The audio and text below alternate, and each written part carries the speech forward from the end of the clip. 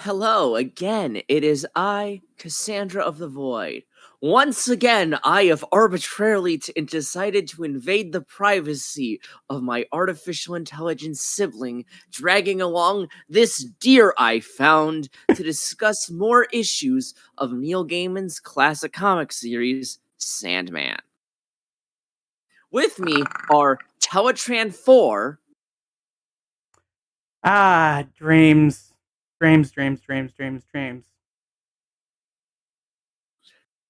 Sir Deer of Headlights.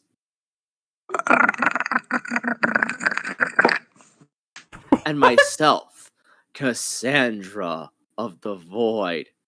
Oh my god, why is so much of this uncomfortable? Yeah. So yeah, we're here to discuss from last episode. We did the first 10 issues, so now we've done issues 11 through 20. Well,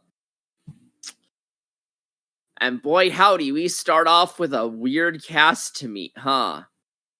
Yeah. One of them, with the same name as, Robin Williams' daughter. Honestly, it was a hell of a way to continue the dollhouse motif from the last issue. Like, we get, from the very start, we get Barbie and Ken, we get Chantal and Zelda, and of course, we get the landlord Hal with his alter ego, quite fittingly, Dolly. And say nothing of Gilbert. All in all, a cast of real characters. Oh man, Gilbert's the best. Seems like he'd be my kind of town. Like Metroplex. Yeah. We're not that far ahead in the arc yet. Yeah. When we see, I just want to say, when we see Morpheus making that nightmare, even with as vague as it is, like, it reminds me of something, but I don't know what. That's fair. Go ahead. And speak of nightmares, the thing I really appreciated is the art shift. Like, this is the point in the story that introduces Jed's fate, and stuck in, pretty much trapped by a Brute, Glob, and two other people we'll get into very soon. And Brute and Glob, of course, meddling in the Sandman's domain poorly. How do they illustrate this? Old 1920s kids comics. Winsor McKay comes to mind. The little Nemo guy. Yeah. I have a note that I did really like the coloring in this issue. And I also had a note about the largest collection of stuffed spiders, and, well, everyone does need a hobby, I suppose. I personally, I can't get behind collecting spiders that don't turn into robots, but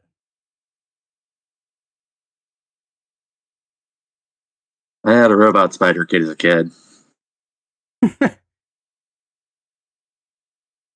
I also have a note here about a skooky bird.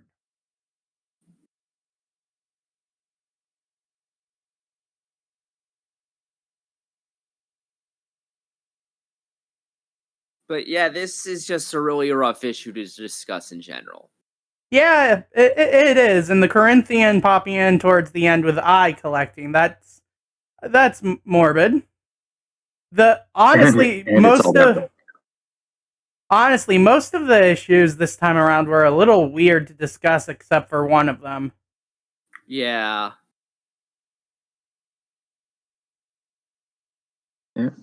But yeah, you could tell that Gaiman was really getting into the swing of it, getting a lot more comfortable handling heavier topics. Yeah, honestly, both issues 11 and 12, I don't really have much to say, but, like, it's really well written, but, like, there's like nothing I can say besides like I really wish this wasn't so true to life. Yeah, it was very uncomfortable. And it's really well written there. There's like a shit ton of parallels between pretty much everybody involved, down to how Jed's captors viewed them and people in general. Like the point where I realized that Jed wasn't just an afterthought to Clarice and Barnaby, but to Brute and Glob as well, was when they brought back the white void from the past few chapters, and Jed, Leda, and Hector weren't in it.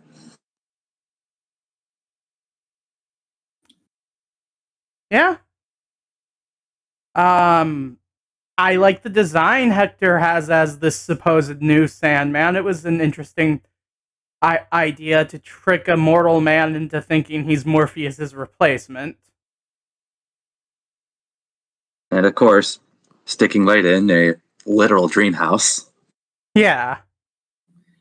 But I think let's just can we just, aside from, yeah, this is really setting up a lot of the later stuff, but can we just move on? Should we just move on to the next arc for the most part now? Well, I do have 2 more notes. Just carrying a baby of an endless, that is probably bad. And the Corinthian having Jed is probably worse. I have here this single text file with only the words "pocket sand." But moving on to just refuse to die. Say no. Yeah, just say no. Dying, not for It's me. embarrassing to die. You just have to say it at the right time that it makes Dream think you're funny. God, and all the cameos of other writers like Geoffrey Chaucer and William Shakespeare and Chris Marlowe. Which we'll see Is more like I of. forgot to mention. Like the play Shakespeare is purportedly writing in that scene is actually Henry VI, Part 1, which academics to this day assert that Chris Marlowe co-wrote. Yeah, that was a pretty interesting detail. And I like the foreshadowing to the later role Shakespeare would play in more of the more anthology portions of this first volume of Sandman. And all the parallels between centuries, poll tax, workers' rights issues, like Yeah, it is most prominent. Like you first. Seeing the line up her dress, and she says, "Are you hunting for rabbits again, Friar?" In both 1389 and 1989, had me looking the whole issue all over again, trying to look for all the other little parallels. Yeah, and the simple fact that Like complaints about having no respect for. Yeah, going, well, back in my day, never wasn't a thing, and they were always full of shit. Though. Complaints about. Galding backing slavery really was backing the wrong horse, to say the least. Yeah. So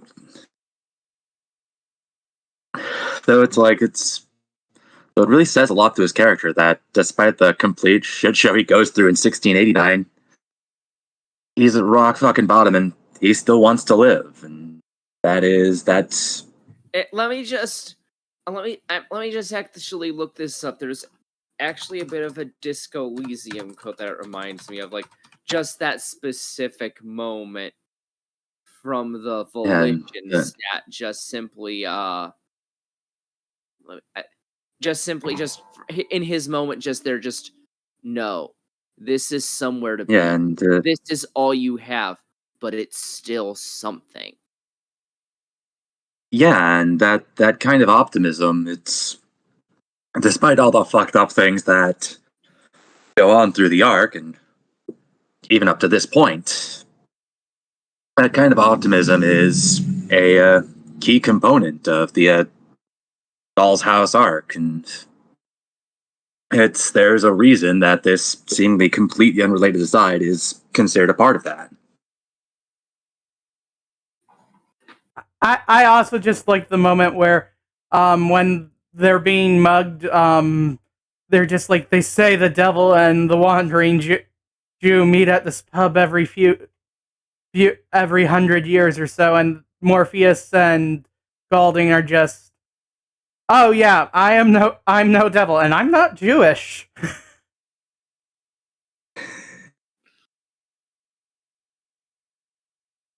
And how, and I just want to mention, is being just a dumpster fire just always a Constantine family trait, or Oh yeah, obviously, it's in their blood. yeah? I'm genuinely The garbage is within you. and of course, Dream has to be the tsundere of the century. And he gets over a century later.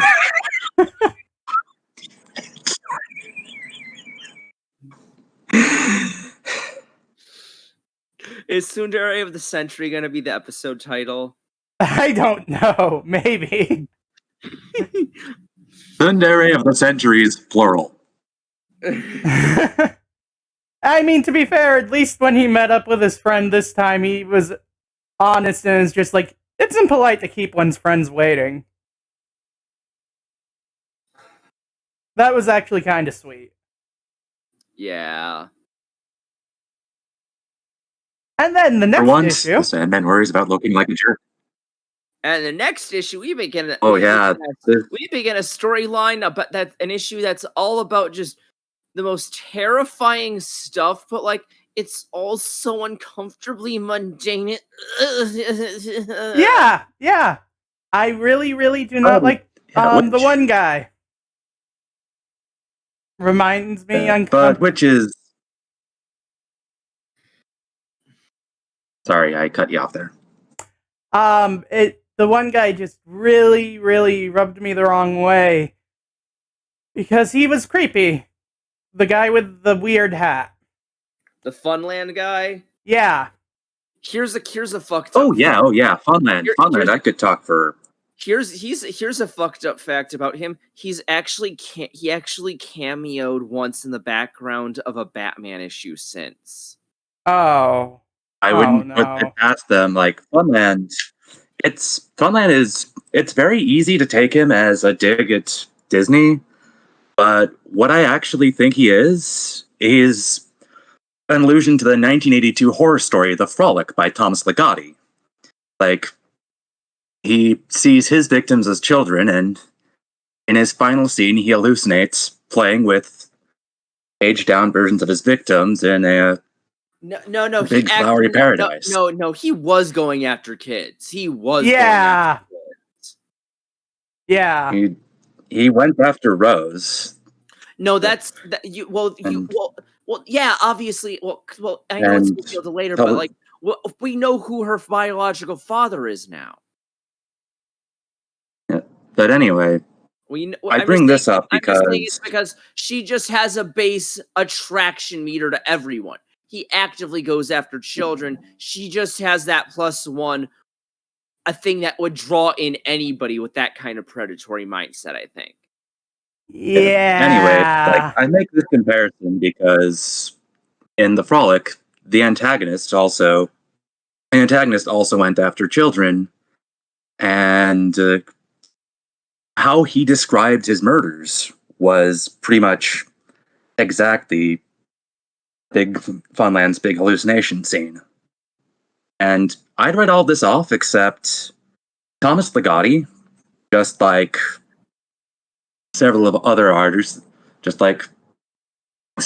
writers that Gaiman has alluded to, and Gaiman himself borrowed heavily from themes of Gnosticism. I went over this in our last episode. So that's yet another nod to religious esoterica in this series.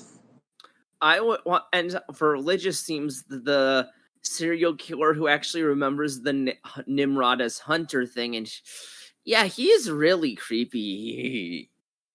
Yeah. So say what you will about him. Neil nailed the character, but Nimrod's internal monologue in that one scene is very much my sense of humor. Don't go to pieces now. You're the chairman of the convention committee. You're a successful orthodontist. You have a shack out in Vermont that no one knows about. 4 full chess pieces. Isn't it time you ought to set? Oh, Jesus. That does sound like you're a character, something you'd have a character like do as a bit in a video or something. You know what made and like the one, and like I think that's the one thing that made this whole issue bearable was just how much like seriously fucked humor they managed to wring out of it, like the religion panel. Yeah. The fucking women in serial killing panel. Actually we're the sane ones panel. and the fact that the religion panel, you just had that guy with the invisible eyes and just the Stetson from hell. He looked like serial killer Doug Dimmadome. And then there's the guy who's just very clearly Charles Manson, down to the scars on his forehead. Yeah. I will say, the main thing that threw me off about it all was that it's a serial killer convention, and all of the framing and everything makes it just seem like any normal nerd convention. And that was just, ugh.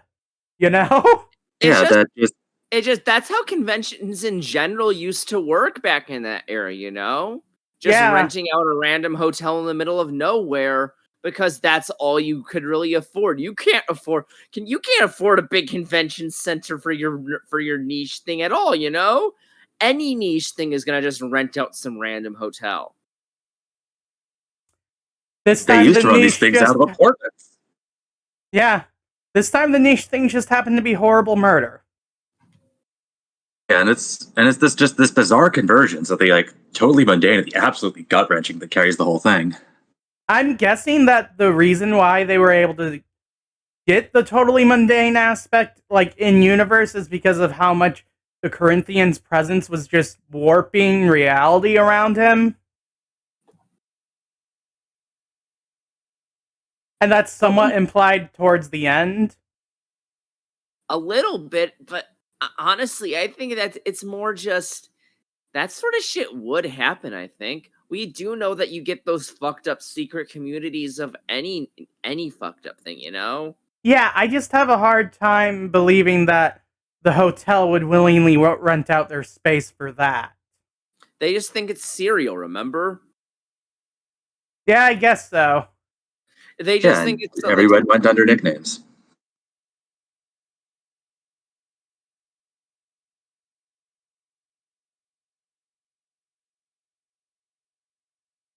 But yeah, creepy folks, and now they have to live with what they've done. Yeah, the Sandman's big the Sandman's big intervention scene. Holy cow, that was like that was the point where the whole thing came crashing down. Not just for the attendance, but for I'd say for us, the readers too. Like the realization that the sober realization, or perhaps more a reminder that yes, these are all god awful people, and they're going to have to live with everything they've done for however long it is between now and when they all get the chair. Yeah. Some of them might go away changed by the experience, but a lot of them won't. They'll keep being horrible people.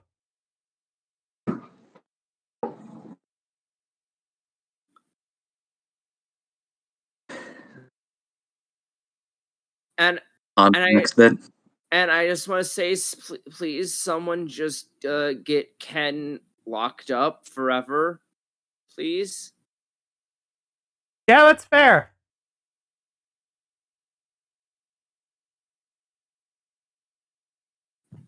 Yeah.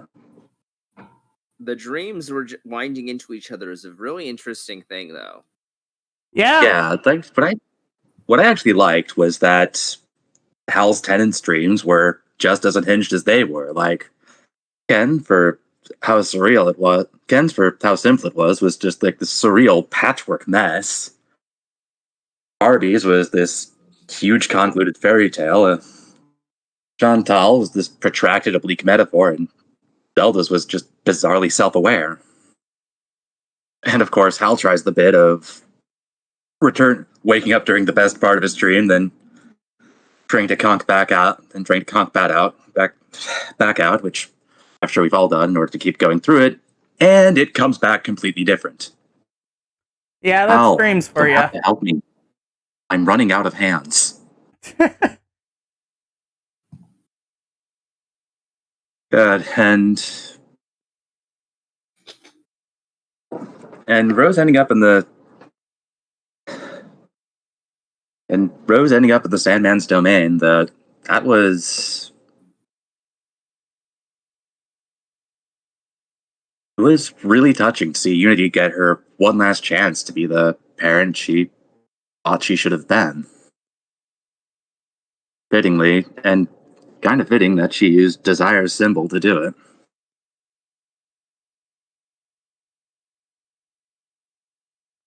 Honestly,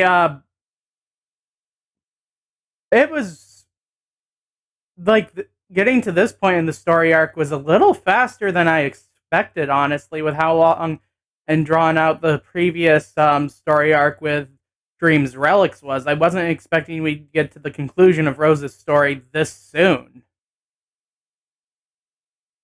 And like that, but a hell of a conclusion it was. Like Neil Gaiman, once again, Neil Gaiman does something I'm really starting to like out of him, is that he alludes to the fourth wall to make an unrelated, even greater point. And, it's kind of fitting that segment called back to 24-Hour Diner, because he did the exact same thing with Betty, like I mentioned in the last episode.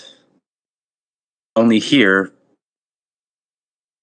he uses the fourth wall to just state the greater point of the entire arc. We're not characters in a novel. We're not dolls. We're not puppets. None of us are as hopelessly out of control of ourselves as it feels sometimes.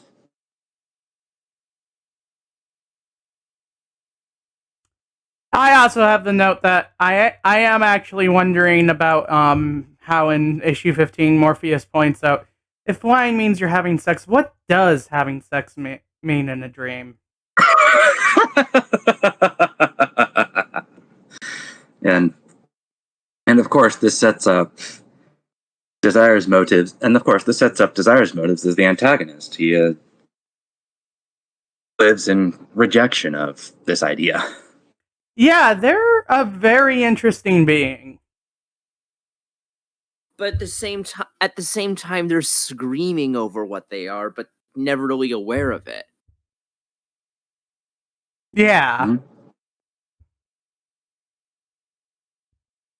Mm-hmm.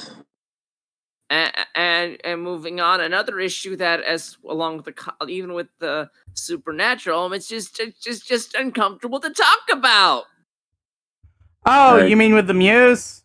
Yeah. We can. Yeah, writer's block. We all have it, but I don't think tracking down a supernatural entity and doing that is going to solve anything in the long run. It's just going to make you a horrible person. Sure, you might write a few good books, you might get rich and famous, but how do you live with yourself? Especially when said muse's closest relative drives you stark raving mad with ideas. Yeah. But what I found particularly clever about this is how Gaiman once again managed to summarize the whole story from the writer's perspective in 3 words. Writers are liars.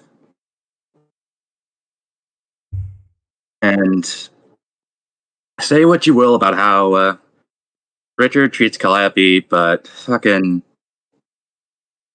this one line. Come here, gorgeous. Let's make 2.5 minutes of squelching noises. That is the kind of I feel idiotic terrible line for laughing only at that. Yeah. No, go ahead. It is the kind of idiotic line that only a genius could come up with. I mean, you're not And wrong. believe I'm an authority on this shit. My grandparents were both Lytton Award winners.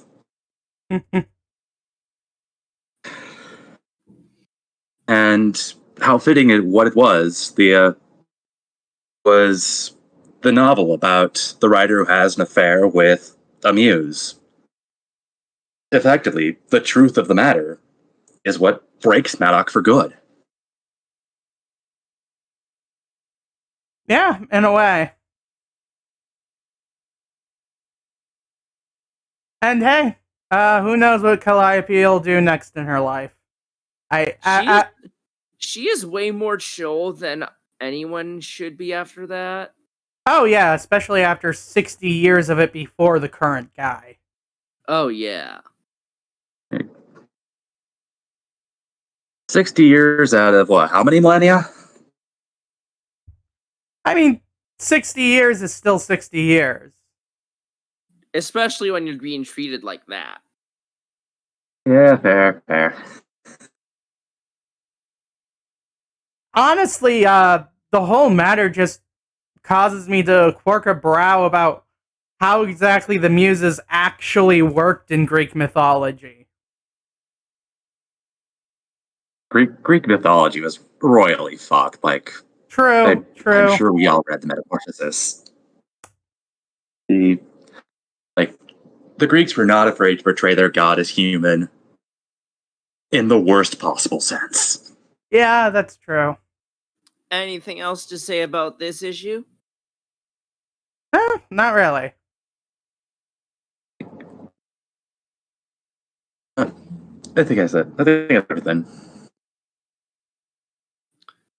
And going into the next issue, I don't really have much to say about it. It's really interesting. I just, I don't have much to say about this one-off little myth thing. It's interesting and really original, but I mean, the one cat is absolutely right. You'll never get every single cat to agree on something. That's never gonna happen. Yeah, but to me, though, it drew immediate parallels between the Sandman's remarks on the endless servitude of mankind in issue 16 and cat ownership. And from there, I couldn't help but wonder if the speaker of that segment was supposed to be Desire, who we last saw with cat ears and a tail. This line in particular is what pulled me to that conclusion. And I fooled myself that I was in control of my own life. Yeah, when you pointed this out, that issue really is about desire, isn't it? Yeah, and that sticks out because that is the exact opposite of the point they just made in the last arc. Life and reality is full of contradictions.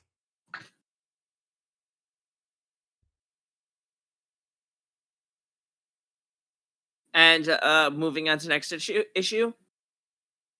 I mean, it was an adaptation of A Midsummer's Night Dream. I don't know what much else to say about it.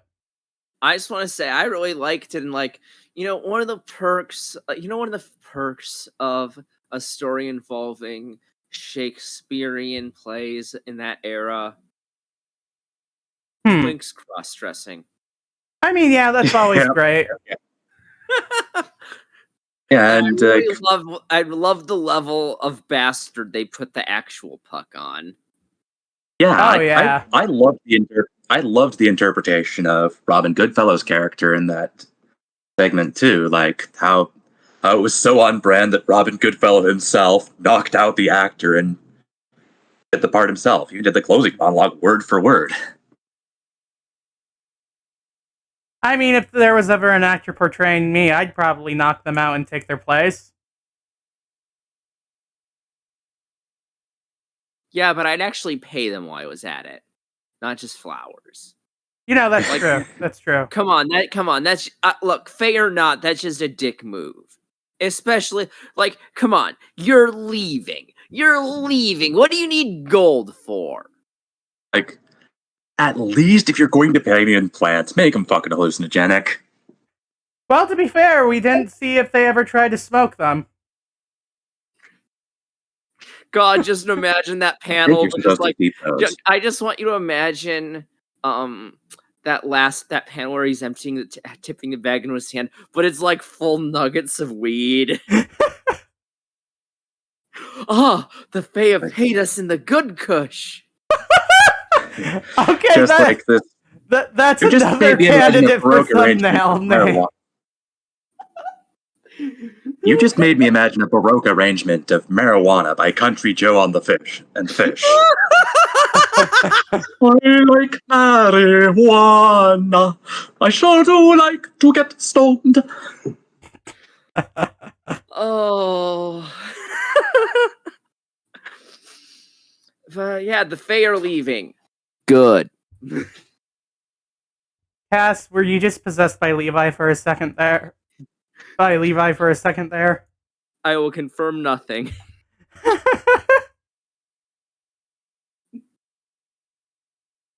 Also, I will say in the previous story, the fact that the figure before in the last issue, one note I had was, yeah, drowning a bag of kittens is pretty fucking monstrous. I know it's a little bit of backtracking, but we've got time. And I guess anything else in this issue before we move on to the last one?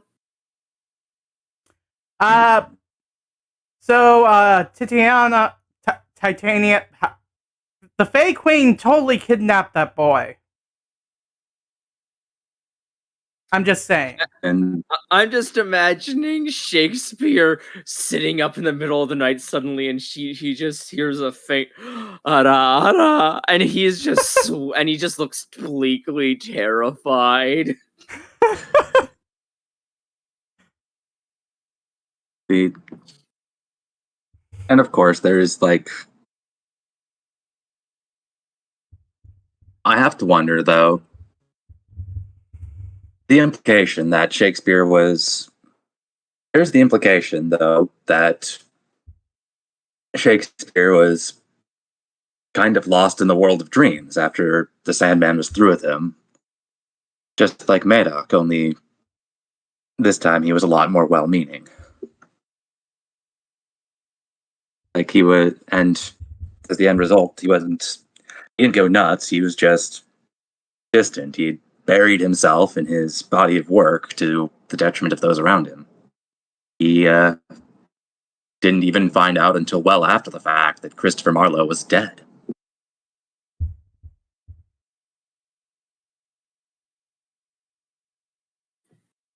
Seeing this sort of adaptation does kind of make me wonder what a different interpretation of Sandman where Morpheus hadn't been locked up during that whole time period would have influenced on how he would have influenced other modern storytellers, like maybe Rod Serling or the like. Oh yeah, that would be a good place to do some stories. I think, like some what ifs. Honestly, I'm mostly saying that because I'm playing with a little robot that turns into a UFO right now, and that made me think of the Twilight Zone. That's fair. That's fair. And so, Oh God, he was definitely touched by him. Moving on to the last issue. Literally nobody would have expected this to go into an issue that got really sad about metamorpho lore, but here we are. Yeah. Yeah, what stuck out to me right away? What stuck out to me right away, especially amidst all the talk of COINTELPRO and of COINTELPRO and birth complications, I think the disabled children that her friend points out are supposed to be victims of thalidomide poisoning. Like, it kind of checks out with the time. Like, thalidomide it first hit the market in like the late 50s, early 60s, and was marketed as, among other things, a cure for morning sickness. And later still, many asserted that it was safe for pregnant women, only for it to cause some severe complications in childbirth. Like, one of the characters from Kadoa Shoujo, I think Cass would know which one, is... Yeah, Rin Out- Tezuka. Yeah, she's a thalidomide baby. She was born with deformed arms that had to be amputated. She has like short stumps, but nothing else. And thalidomide, it's still used, but it is under much stricter conditions and usually for much worse ailments. Like, I think the World Health Organization is listed as an essential drug.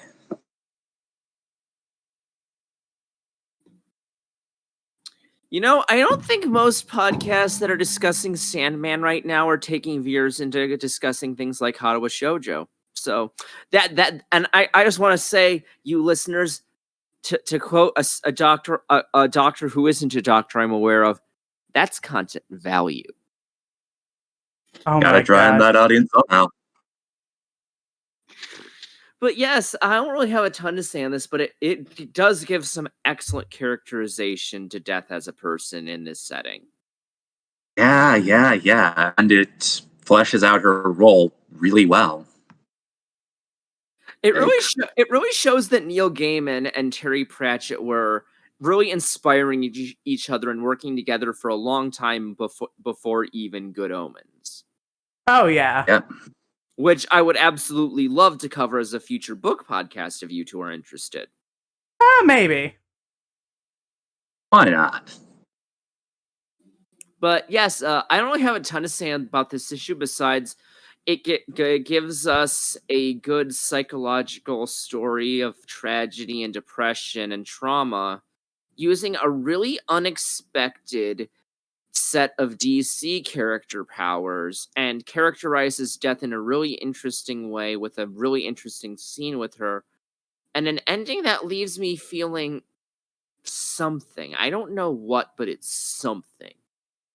And it illustrates what happens in this setting, when the gods meddle in the affairs of the living. It isn't just the Sandman and it isn't just the Sandman and his ilk that do this. And this is actually going to tie into something you're going to be seeing more of in the later issues. A lot of the old gods of the world are declining. They're sort of senile in some ways. They're like shades of themselves behaving in old patterns. So Ra here is just, in a sense, not entirely there. He's just following those patterns because it's all he can be. Sitting on the porch, ordering the mortals off his lawn, yelling about the frisbees on the pyramid. And it really and it ties into and I would agree, and I think that ties the gods being left simple shells of themselves ties into the same thing with desire of trying to convince yourself you're in control when you're not.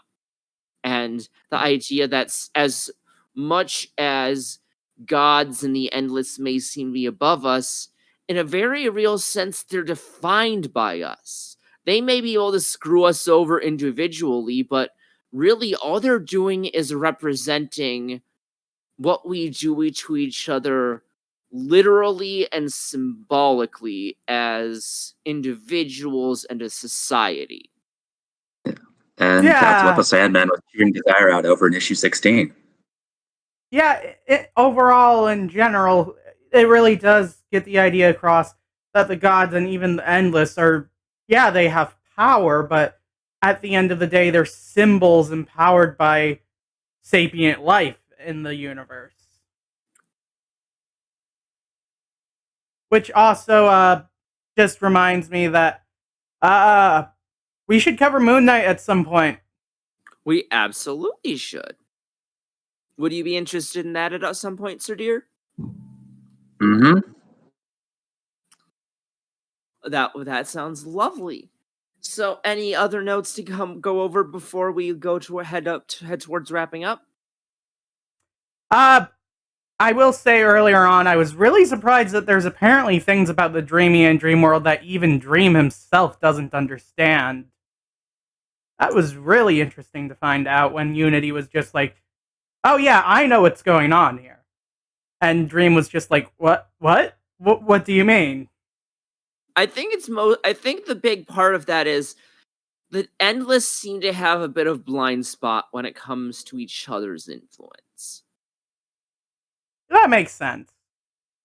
All the spots where Yeah, Dream seems clueless in these arcs are really where Rose gets involved directly. Unity, the descendant of Desire, and we and Unity herself.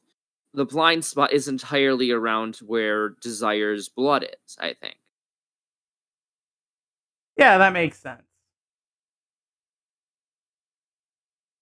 It's like, I'd argue it's similar to, and of course does seem like a bit of an esoteric reference here, but whatever.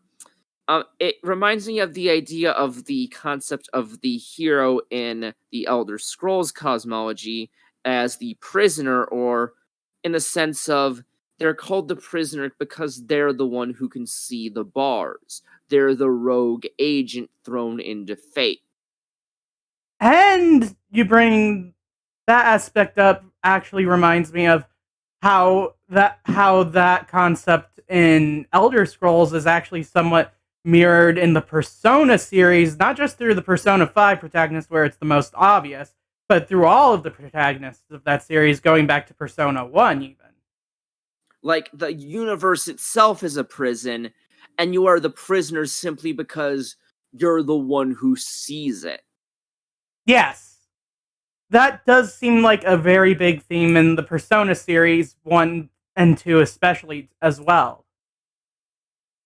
And But if there's one thing we've established, oh, yeah, I was just going to say, and SMT in general, but yeah. But if there's one thing established, it's that esoteric, especially esoteric religious references, is how the Sandman rolls. Like, you brought up the Elder Scrolls, wasn't Kirkbride? Kirkbride is, I believe, he's a devout Gnostic, and some of the screwier parts of the Elder Scrolls lore were based on his actual religious beliefs, right? Oh, it is a lot of it is extensively based on his religious beliefs, but if, like me, you've read all the annotated 36 lessons of Vivek repeatedly, because you're a mad woman. Of course I am. It's part of the job. But there's a lot of Gnosticism, but it does draw heavily on a lot of other sources, like the more generalized works of Aleister Crowley. The ending of the words of the ending of the words is Sivi, referring to a similar repeating phrase in the 36 lessons. But there's also a lot of drawing on things like Hinduism in symbology. So really, it's much more that he has a completely deranged hybrid religion of his own. But yes, otherwise correct. I was also just reminded of this one.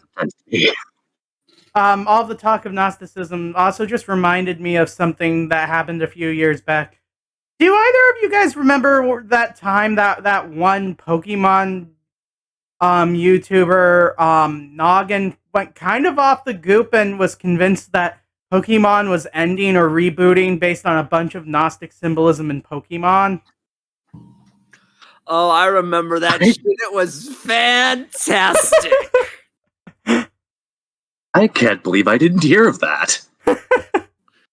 And I just want to say, for the sake of anybody listening who is interested in the topic, when it comes to Gnosticism, I'd really recommend the videos by Religion for Breakfast explaining the basics of it as an actual historical thing, and like the sources of what we can now call Gnosticism and the Gnostic texts.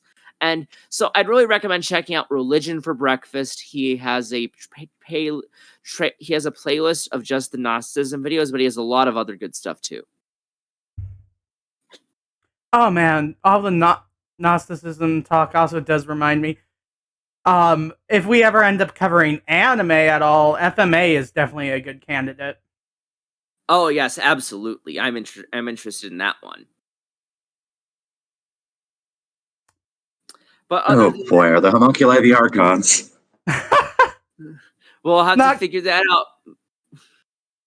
But I think aside from that, any last things to say about these issues before we wrap up for real? Yeah, my main closing remark is stop your cats from dreaming. Give them anti-dreaming pills. That sounds really unhealthy. Look, I don't want to risk it. Ravage is already bossy as it is. I don't need him to be like a god of cats. Right now, he's just a sapient cat. If he becomes a cat god, who knows what the galaxy is in for? And Catnip will deliver you from the end times. And on that note of utter confusion, it's time to finish up. Thanks for joining us in watching Sandman and blah blah. Support us. You can support Drive Type Casts at patreon.com/millenniummike. That's really wrong. We don't even have a Patreon yet. And I don't know when or if we'll start one. Ooh, it's all suspenseful. Bye, everybody.